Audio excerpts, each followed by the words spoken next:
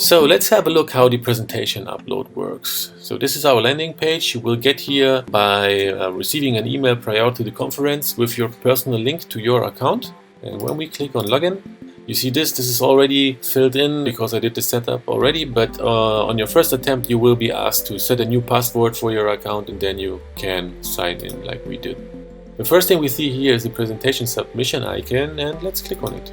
So after that you will be asked to give a short biography of yours. Let's say I'm a doctor here. Let's fill in some text. Save. Let's go to my presentations. We need to give a picture of ours, and here we are. So in this example we have 3 presentation slots. So the ones that are green already, they have their presentation already in it, and the gray one is missing his presentation. So let's do the presentation upload for this one.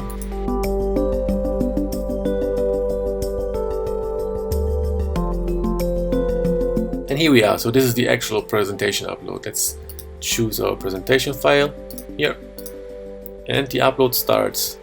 And the presentation will automatically be checked during the upload process that everything works and is fine with it. And in case you want to change something or you want to re-upload your presentation, you can delete your files, download your file and make the changes and do a re-upload of your file. And that's basically it.